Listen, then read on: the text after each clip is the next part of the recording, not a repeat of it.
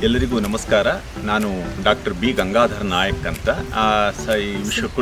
ಕೃಷಿ ಕಾಲೇಜಿನ ಸಸ್ಯರೋಗಶಾಸ್ತ್ರ ವಿಭಾಗದಲ್ಲಿ ಹಿರಿಯ ಪ್ರಾಧ್ಯಾಪಕ ಮತ್ತು ಮುಖ್ಯಸ್ಥನಾಗಿ ನಾನು ಕೆಲಸ ಮಾಡ್ತಾ ಇದ್ದೀನಿ. ಇಂದು ನಾವು ಈ ಬೋರ್ಡೋ ದ್ರಾವಣ ತಯಾರಿಕೆಯ ವಿಧಾನವನ್ನು ನಮ್ಮ ರೈತರಿಗೆ ಉಪಯೋಗ ಆಗೋದಕ್ಕೆ ಅದನ್ನು ನಿಮಗೆ ನಾವು ತೋರಿಸ್ಕೊಡಲಿದ್ದೇವೆ.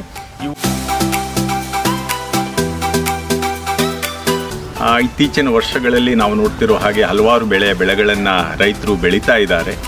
ಅವುಗಳಲ್ಲಿ ವಿಶೇಷವಾಗಿ ನಾವು ಈ ಮಲೆನಾಡು ಮತ್ತು ಕರಾವಳಿ ಭಾಗದ ರೈತರ ಬಗ್ಗೆ ನಾವು ಯೋಚನೆ ಮಾಡಿದ್ವಿ ಅಂದರೆ ಹಾಗೂ ಅವರು ಬೆಳೀತಿರೋ ಬೆಳೆ ಬಗ್ಗೆ ಯೋಚನೆ ಮಾಡಿದ್ವಿ ಅಂದರೆ ಹೆಚ್ಚಾಗಿ ಅಡಿಕೆ ಮತ್ತು ಕಾಳುಮೆಣಸು, ಕಾಫಿ ಹೀಗೆ ಹಲವಾರು ಬಗೆಯ ಬೆಳೆಯನ್ನು ಅವರು ಬೆಳೀತಾ ಇದ್ದಾರೆ. ಈ ಬೆಳೆಗಳಲ್ಲಿ ಸಹಜವಾಗಿ ಬೇರೆ ಬೇರೆ ಆದಂಥ ರೀತಿಯ ರೋಗಗಳು ಕೂಡ ಬರ್ತಾ ಇದೆ. ಅವುಗಳಲ್ಲಿ ವಿಶೇಷವಾಗಿ ನಾವು ಹೇಳೋದಾದರೆ ಈ ನಮ್ಮ ಅಡಿಕೆಯಲ್ಲಿ ತೊಗೊಳೋದಾದರೆ ಕಾಯಿಕೊಳೆ ಇರ್ಬೋದು, ತಿರಿಕೊಳೆ ಇರ್ಬೋದು, ಸುಳಿಕೊಳೆ ಇರ್ಬೋದು, ಅಥವಾ ನಮ್ಮದು ಎಲೆ ಚುಕ್ಕೆ ಇರ್ಬೋದು. ಹಾಗೆ ಈಗ ಇದು ನಮ್ಮ ಕಾಳುಮೆಣಸಿನಲ್ಲಿ ಬರುವಂಥ ಈಗ ಶೀಘ್ರ ಸೊರಗು ರೋಗ ಇರ್ಬೋದು. ಹೀಗೆ ಹಲವಾರು ಬಗೆಯ ರೋಗಗಳು ಕೂಡ ಈ ನಮ್ಮ ಬೆಳೆಗಳಿಗೆ ತೊಂದರೆ ಉಂಟು ಮಾಡ್ತಾ ಇದ್ದಾವೆ. ಅವುಗಳಿಗೆ ನಿರ್ವಹಣೆ ಮಾಡೋದಕ್ಕೆ ರೈತರು ಕೂಡ, ವಿಜ್ಞಾನಿಗಳು ಮತ್ತು ರೈತರು ಕೂಡ ಬೇರೆ ಬೇರೆ ಆದಂಥ ಔಷಧಿಗಳನ್ನು ಅವರು ಉಪಯೋಗಿಸ್ತಾ ಇದ್ದಾರೆ. ಇದು ಶಿಲೀಂಧ್ರನಾಶಕ ಇರ್ಬೋದು, ದುಂಡಾಣುನಾಶಕ ಇರ್ಬೋದು, ಯಾವುದೇ ಇರ್ಬೋದು. ಅವುಗೆಲ್ಲವನ್ನು ನಾವು ತಾಳೆ ಹಾಕಿ ನೋಡೋದಾದರೆ ಈ ಬೋರ್ಡೋ ದ್ರಾವಣ ಅಂತ ಏನು ಕರಿತೀವಿ, ಈ ಬೋರ್ಡೋ ದ್ರಾವಣ 100 ವರ್ಷ ಹಳೆಯದಾದರೂ ಕೂಡ ಇಲ್ಲಿವರೆಗೂ ಕೂಡ ಈ ಒಂದು ಬೋರ್ಡೋ ದ್ರಾವಣ ಈ ಹಲವಾರು ಬಗೆಯ ರೋಗಗಳನ್ನು ನಿರ್ವಹಣೆ ಮಾಡುವಲ್ಲಿ ಅತ್ಯಂತ ಪ್ರಮುಖವಾದ ಒಂದು ಸ್ಪರ್ಶ ಶಿಲೀಂಧ್ರನಾಶಕ ಮತ್ತು ದುಂಡಾಣುನಾಶಕ ಅನ್ನೋದ್ರ ಬಗ್ಗೆ ಎರಡು ಮಾತಿಲ್ಲ.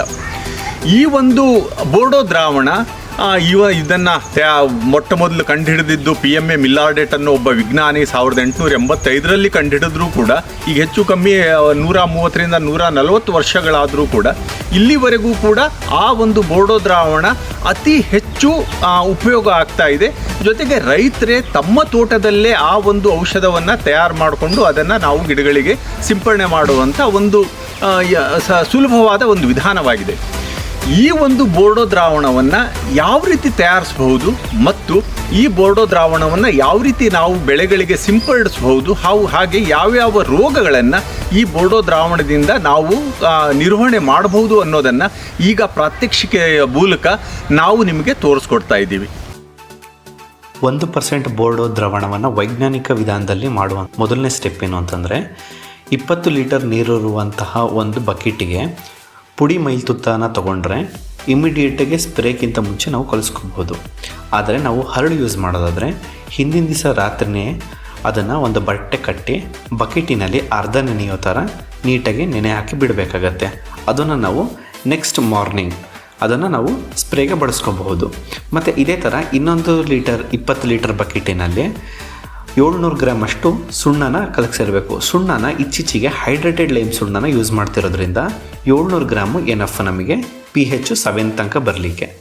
ಈಗ ನಮ್ಮ ಹತ್ರ ಮೈಲ್ತುತ್ತದ ದ್ರಾವಣ ಇದೆ ಮತ್ತು 20 ಲೀಟ್ರ್ ಇರುವಂಥ ಸುಣ್ಣದ ದ್ರಾವಣ ಕೂಡ ಇದೆ. ನಾವೇನು ಮಾಡಬೇಕು ಅಂದರೆ 160 ಲೀಟ್ರ್ ವಾಟರ್ ಇರುವಂಥ ಒಂದು ಪ್ಲಾಸ್ಟಿಕ್ ಡ್ರಮ್ಮನ್ನು ತೊಗೋಬೇಕು. ಬೇರೆ ಡ್ರಮ್ಸ್ಗಳನ್ನು ಅವಾಯ್ಡ್ ಮಾಡಬೇಕು. ಪ್ಲಾಸ್ಟಿಕ್ ಡ್ರಮ್ಮಲ್ಲಿ ಈ ಒಂದು 20 ಲೀಟ್ರ್ ಮೈಲ್ತುತ್ತ ಮತ್ತು 20 ಲೀಟ್ರ್ ಸುಣ್ಣನ ನಿಧಾನವಾಗಿ ಸುರಿತಾ ಹೋಗಬೇಕು. ನಾವೇನು ಮಾಡಬೇಕು ಅಂದರೆ ಸುರಿಯೋ ಟೈಮಲ್ಲಿ ಮೈಲ್ತುತ್ತ ಬೇಗ ಸುರಿತಾ ಹೋಗಬೇಕು, ಸುಣ್ಣನ ನಿಧಾನಕ್ಕೆ ಸುರಿತಾ ಹೋಗಬೇಕು, ಮತ್ತು ಇನ್ನೊಬ್ಬರು ಅದನ್ನು ಮಿಕ್ಸ್ ಮಾಡ್ತಾ ಇರಬೇಕು. ಸುರಿಯುವಂಥ ಟೈಮಲ್ಲಿ ಸ್ವಲ್ಪ ಸುಣ್ಣನ ನಾವು ಉಳಿಸ್ಕೊಂಡ ಮೇಲೆ ಆ ಬೋರ್ಡೋ ಮಿಶ್ರಣದ pHನ ಚೆಕ್ ಮಾಡಬೇಕು.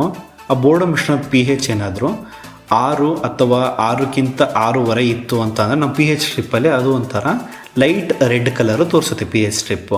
ಆವಾಗ ನಾವು ಸ್ವಲ್ಪ ಸುಣ್ಣನ ಮತ್ತೆ ಆ್ಯಡ್ ಮಾಡಿ ಮತ್ತದನ್ನು ಮಿಕ್ಸ್ ಮಾಡಿ ಮತ್ತು pH ಚೆಕ್ ಮಾಡಬೇಕು. ಅರೌಂಡು 7ರಿಂದ 7.5 pHನ ತೋರಿಸುತ್ತೆ ನಮ್ಮ pH ಸ್ಟ್ರಿಪ್ಪು. ಅಲ್ಲಿ ತನಕ ನಾವು ಈ ಪ್ರೋಸೆಸ್ ಮಾಡಬೇಕು. pH 8 ಆದರೂ ಕೂಡ ಪರವಾಗಿಲ್ಲ, ಆದರೆ 8ನ ದಾಟ್ಲಿಲ್ದಿರೋ ಥರ ನೋಡ್ಕೋಬೇಕು. ಇದೆಲ್ಲ ಆದಮೇಲೆ ಅದಕ್ಕೆ 1 ಲೀಟ್ರಿಗೆ 1 ml ರಾಳ ಅಂದರೆ ನಾವು ಗಮ್ ಅಂತಂದು ಅದನ್ನು ಯೂಸ್ ಮಾಡಬೇಕಾಗತ್ತೆ. 200 ಲೀಟ್ರ್ ಡ್ರಮ್ಮಿಗೆ 200 ml ರಾಳನ ನಾವು ಮಿಕ್ಸ್ ಮಾಡಿಕೊಂಡು ಆಮೇಲೆ ಅದನ್ನು ಹಿಂಗಾರಗಳ ಜೊತೆಗೆ ಎಲೆಗಳಿಗೂ ಕೂಡ ಸಿಂಪಡಣೆ ಮಾಡಬೇಕು. ನಾವು pHನ್ನು ಕೇವಲ ಒಂದು pH ಸ್ಟ್ರಿಪ್ ಯೂಸ್ ಮಾಡ್ಕೊಂಡು ಮಾತ್ರ ಕಂಡುಹಿಡಿಯೋದಲ್ಲ, pH ಮೀಟರ್ ಕೂಡ ನಾವು ಯೂಸ್ ಮಾಡ್ಬೋದು, ಅಥವಾ ಒಂದು ಕಬ್ಬಿಣದ ಚಾಕುನು ಯೂಸ್ ಮಾಡ್ಬೋದು, ಅಥವಾ ನಮ್ಮ ಮನೆಯಲ್ಲೇ ಸಿಗುವಂಥ ಅರಿಶಿನ ಪುಡಿ ಕೂಡ ಯೂಸ್ ಮಾಡ್ಬೋದು. ಇವಾಗ ಇವನ್ನೆಲ್ಲ ಯೂಸ್ ಮಾಡಿಕೊಂಡು pH ಹೆಂಗೆ ಕಂಡುಹಿಡಿಯೋದು ಅಂತ ನಾನು ಹೇಳ್ತೀನಿ ನೋಡ್ರಿ. ನಾವು pH ಪೇಪರ್ನ ಯೂಸ್ ಮಾಡೋ ಟೈಮಲ್ಲಿ ಬರೀ ಮೈಲ್ತುತ್ತದ ಮಿಶ್ರಣಕ್ಕೆ ಏನಾದ್ರು ಅದ್ದಿದಾಗ ಅದು ಕೆಂಪು ತೋರಿಸುತ್ತೆ, ಅಥವಾ ಬರೀ ಸುಣ್ಣದ ನೀರಿಗೆ ಏನಾದ್ರು ನಾವು ಅದ್ದಿದಾಗ ಅದು ನೀಲಿ ತೋರಿಸುತ್ತೆ. ಅದೇ ನಾವು ಎರಡೂ ಮಿಕ್ಸ್ ಮಾಡಿರುವಂಥ ಒಂದು ಬೋರ್ಡೋ ಮಿಶ್ರಣಕ್ಕೆ, ಸರಿಯಾಗಿ ಮಿಶ್ರಣ ಮಾಡಿರುವಂಥ ಬೋರ್ಡೋ ಮಿಶ್ರಣಕ್ಕೆ ಏನಾದ್ರು ಅದ್ದಿದಾಗ ಅದು pH ಪೇಪರಲ್ಲಿ 7ಕ್ಕೆ ಯಾವುದೋ ಒಂದು ಕಲರ್ ಅಡ್ಜಸ್ಟ್ ಆಗಿರುತ್ತಲ್ಲ ಆ ಕಲರ್ ತೋರಿಸುತ್ತೆ. ಎರಡನೇದು pH ಮೀಟರು. ನಾವು pH ಮೀಟರನ್ನು ಮೈಲ್ತುತ್ತದ ಮಿಶ್ರಣದ ಒಳಗಡೆ ಅದ್ಬಿಟ್ಟು ಅದನ್ನು ಆನ್ ಮಾಡಿದಾಗ ಅದು ಅದರ pH ಎಷ್ಟಿದೆ ಅದನ್ನು ಅದು ತೋರಿಸ್ತಾ ಹೋಗುತ್ತೆ, ಮೇಲ್ಗಡೆ ಡಿಸ್ಪ್ಲೇ ಮಾಡುತ್ತೆ. ನೆಕ್ಸ್ಟು ಮೂರನೇದು ಬಂದುಬಿಟ್ಟು ಕಬ್ಬಿಣದ ಚಾಕು. ಕಬ್ಬಿಣದ ನೀಟಾಗಿ ಉಜ್ಜಿರುವಂತಹ ಕಬ್ಬಿಣದ ಚಾಕು ಆಗಿರಬೇಕು, ಅದು ಸ್ವಲ್ಪ ಬೆಳ್ಳಗಿರಬೇಕು, ಆ ಥರ ಉಜ್ಜಿರಬೇಕು ನೀಟಾಗಿ. ಅದನ್ನು ನಾವು ಮೈಲ್ತುತ್ತದ ಮಿಶ್ರಣದ ಒಳಗಡೆ ಏನಾದ್ರು ನಾವು ಅದ್ದಿದಾಗ ಅದೇನಾದ್ರು ಮೈಲ್ತುತ್ತದ ಅಥವಾ ಅಸಿಡಿಕ್ ನೇಚರ್ ಅನ್ನೋದೇನಾದ್ರು ಜಾಸ್ತಿ ಇತ್ತು ಅಂತ ಅಂದರೆ ಅದು ಒಂಥರ ತಾಮ್ರದ ಕಲರು ಅಥವಾ ತುಕ್ಕಿನ ಕಲರು ಅಂತ ಅಂತೀವಿ ನಾವು, ಆ ಕಲರಿಗೆ ಟರ್ನ್ ಆಗುತ್ತೆ. ಆವಾಗ ಇನ್ನೂ ಸ್ವಲ್ಪ ಸುಣ್ಣನ ನಾವು ಸೇರಿಸ್ಕೊಂಡು ನಾವು ಸ್ಪ್ರೇನ ಸ್ಟಾರ್ಟ್ ಮಾಡಬೇಕು. ಬೋರ್ಡೋ ಮಿಶ್ರಣದ pH ಚೆಕ್ ಮಾಡೋದ್ರಲ್ಲಿ 4ನೇ ವಿಧಾನ ಯಾವುದು ಅಂತ ಅಂದರೆ ಅರಿಶಿನ ಪುಡಿ.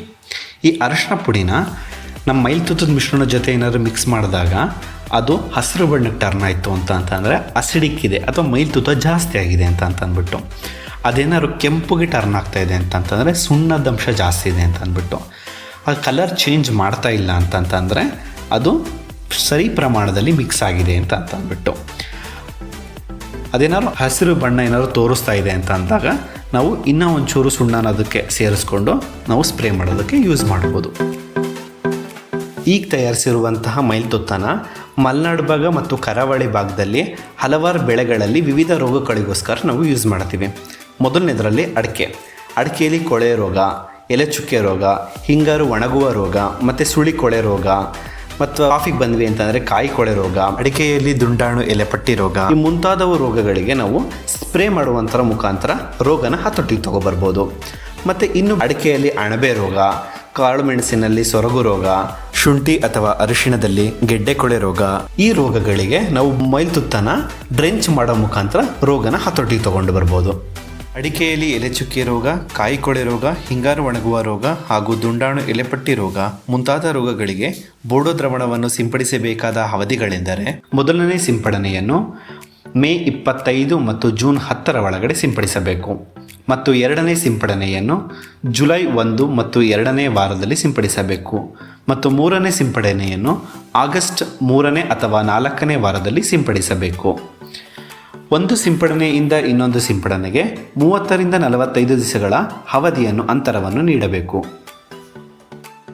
ಬೋರ್ಡೋ ದ್ರಾವಣ ತಯಾರಿಸುವಾಗ ಜಾಗೃತಿ ವಹಿಸಬೇಕಾದ ಅಂಶಗಳು. ಮೊದಲನೇದಾಗಿ ಕಬ್ಬಿಣದ ಡ್ರಮ್ಗಳಲ್ಲಿ ಬೋರ್ಡೋ ಮಿಶ್ರಣನ ತಯಾರಿಸಬಾರ್ದು. ರಾಸಾಯನಿಕ ಕ್ರಿಯೆ ಆಗಿ ಬೋರ್ಡೋ ಮಿಶ್ರಣದ ಎಫೆಕ್ಟಿವ್ನೆಸ್ ಅನ್ನೋದು ಕಡಿಮೆ ಆಗ್ತಾ ಹೋಗುತ್ತೆ. ಎರಡನೇದು, ಸ್ಪ್ರೇ ಮಾಡುವಂಥ ಸಮಯದಲ್ಲಿ ಮಳೆ ಬರಬಾರ್ದು, ಅಥವಾ ಸ್ಪ್ರೇ ಮಾಡಾಗಿ 3 ರಿಂದ 4 ತಾಸು ಆದರೂ ಕೂಡ ಮಳೆ ಬಂದಿಲ್ಲ ಅಂತಂದರೆ ಸ್ಪ್ರೇ ಎಫೆಕ್ಟಿವ್ ಆಗಿರುತ್ತೆ. ಮತ್ತು ತಯಾರಿಸಿದ ಬೋರ್ಡೋ ದ್ರಾವಣ ಏನಾದ್ರು ಮಳೆ ಕಾರಣದಿಂದ ಏನಾದ್ರು ಉಳಿತು ಅಂತ ಅಂದಾಗ ಒಂದು ಬ್ಯಾರಲ್ಲಿಗೆ 2 kg ಬೆಲ್ಲನ ನಾವು ಸೇರಿಸ್ಬಿಟ್ಟು ನಾವು ಅದನ್ನು ನೆಕ್ಸ್ಟ್ 1 ವಾರಗಳ ಕಾಲ ಅದನ್ನು ಇಟ್ಟು ಬಳಸಬಹುದು. ಈಗ ಯಥೇಚ್ಛವಾಗಿ ಮಳೆ ಆಗುವಂತಹ ರೀಜನ್ಗಳಲ್ಲಿ ನಾವು ಮೈಲ್ತುತ್ತನ ಮತ್ತು ಸುಣ್ಣನ ಬೇರೆ ಬೇರೆ ಬಕೆಟಲ್ಲಿ ಕಲಸಿಡ್ಬೋದು. ಮಳೆ ಯಾವಾಗ ಬಿಡುವಾಗುತ್ತೋ ಆ ಟೈಮಲ್ಲಿ ಎರಡನ್ನೂ ಮತ್ತು ಮಿಕ್ಸ್ ಮಾಡಿಕೊಂಡು ಬೇಗ ಸ್ಪ್ರೇ ಮಾಡ್ಬೋದು. ಹೀಗೆ ಬೇರೆ ಬೇರೆ ಕಲಸಿಟ್ಟಿರುವಂತಹ ಮೈಲ್ತುತ್ತ ಮತ್ತು ಸುಣ್ಣದ ದ್ರಾವಣನ ನಾವು 1 ವಾರಗಳ ಕಾಲ ಬಿಟ್ಟು ಕೂಡ ನಾವು ಉಪಯೋಗಿಸಬಹುದು. ವೈಜ್ಞಾನಿಕ ವಿಧಾನವನ್ನು ಅನುಸರಿಸಿ ಸರಿಯಾದ ಸಮಯದಲ್ಲಿ ಬೋರ್ಡೋ ದ್ರಾವಣವನ್ನು ಬಳಸುವುದರಿಂದ ಉತ್ತಮ ರೋಗ ನಿಯಂತ್ರಣದ ಜೊತೆಗೆ ಹೆಚ್ಚಿನ ಇಳುವರಿಯನ್ನು ಪಡೆಯಬಹುದು. ಧನ್ಯವಾದಗಳು.